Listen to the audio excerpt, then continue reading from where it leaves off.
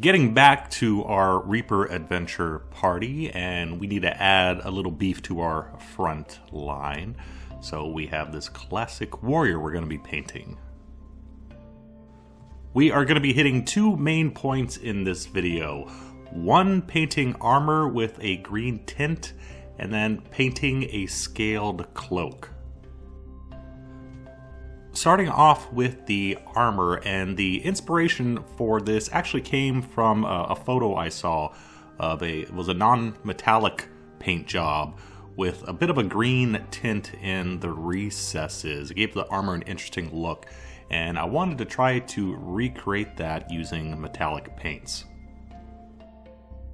Normally when trying to shade armor, we would use black to shade it, and then add brown for dirty armor or blue for clean armor. But we're going to see what we can do with a green tone. After putting down our base color, I put down a few layers of Scurf green, worked that mainly into the recesses. Scurf green has a little bit of blue in it, so it's not going to be too unusual of a color to be using on armor. For the deeper shade of the armor, we're going to continue to add a very dark blue, dark Prussian blue. And also, where we're putting the wash right now is not where it's going to stay. I kind of prefer to do an overall coat of the shade color on armor and then work my way back up to the base coat. I don't know if I would call it easier. It's easier for me. I don't know if it'd be easier for you. But since I tend to work darkest from lightest with layering, I just prefer this method. It's easier to spot where the shade and where the highlight should go if we just start with all shade.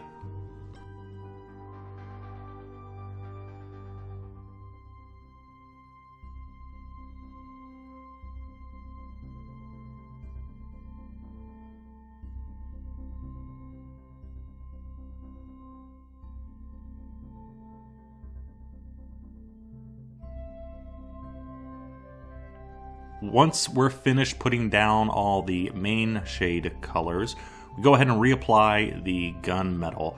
And this is applied through layering. And the benefit why I like doing it this way is that we can build back up to the gunmetal and just barely cover the green in a few spots where we want just a little bit of the green to show through. And then on the areas where we want a higher highlight, we can put in additional layers of gunmetal and then work our way up to the final highlights.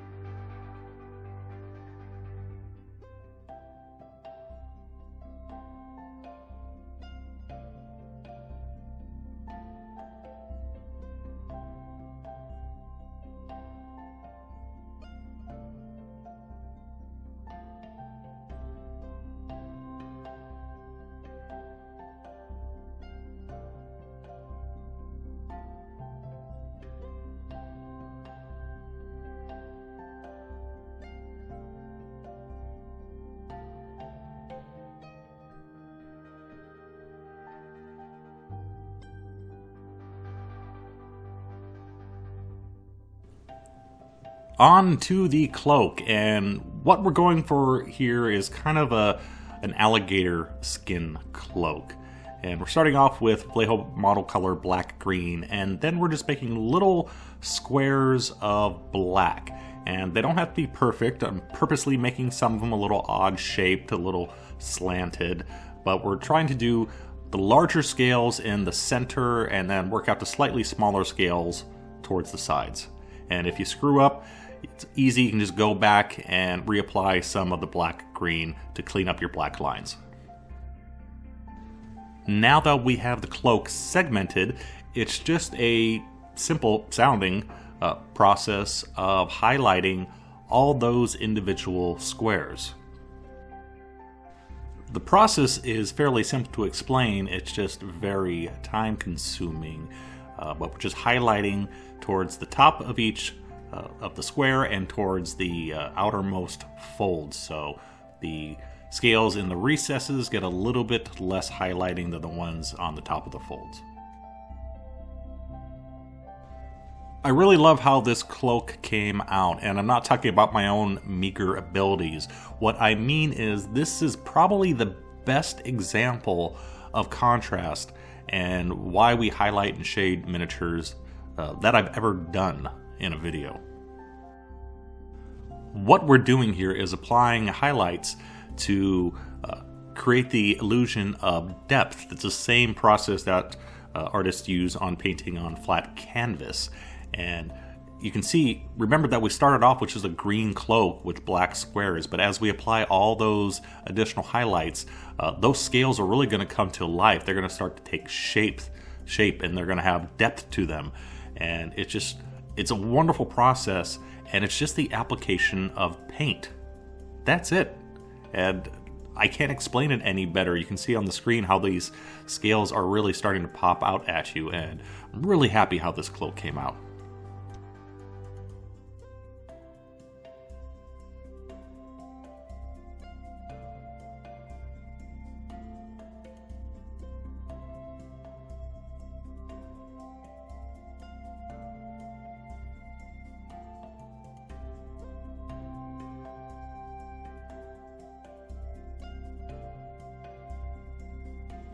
You can see how we've applied the highlights, the top highlights, working our way towards the top of each individual scale, but also working towards the large folds in the cloak as well. And again, talking about contrast, you can see how the scales really pop where those final highlights are right next to the areas of black. And if you're trying to recreate this at home, if you screw up, it's fine because you can just go back and carefully paint that black back in to clean it up.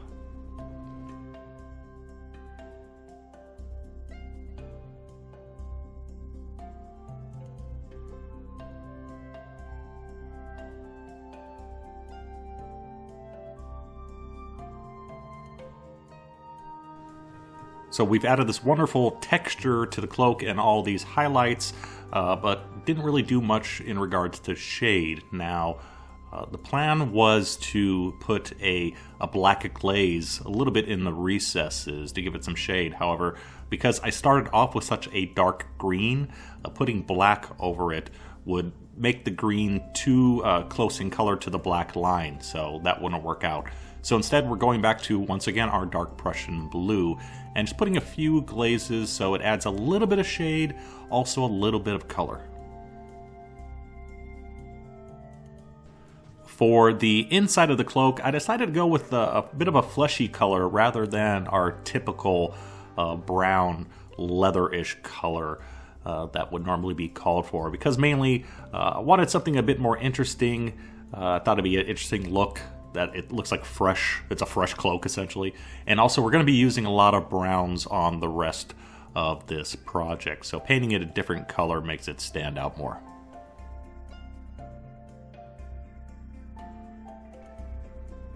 The rest of this video is mainly just color recipes, not too many new interesting techniques, so I'm just going to let it play out, and I'll probably pop back in at the end with some final comments. Enjoy.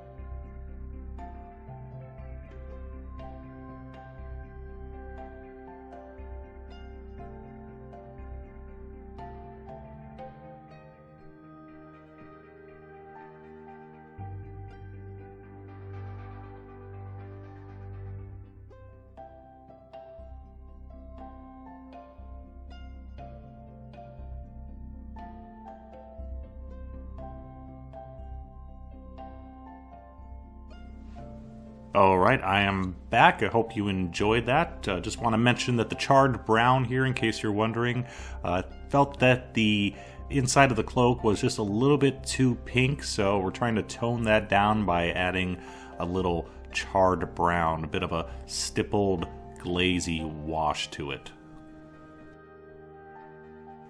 And there we go, our fighter is ready to go.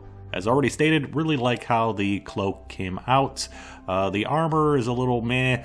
I'm not sure this was the best project to try it out on, using a green for a shade, slight green, because there's so much green already on this project. So, sort of worked, though I think maybe on another project it'll work a little bit better.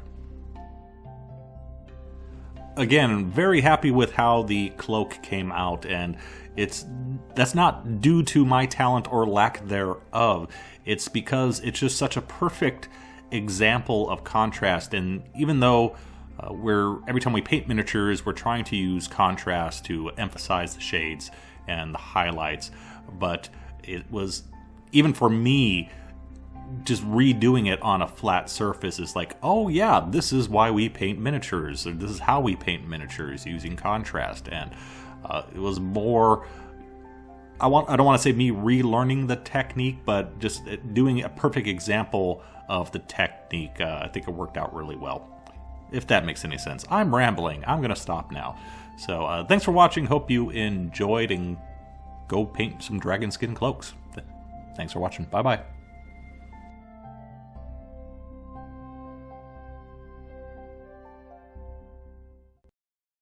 This baby can handle everything but a three-headed Oh, son of a... Oh.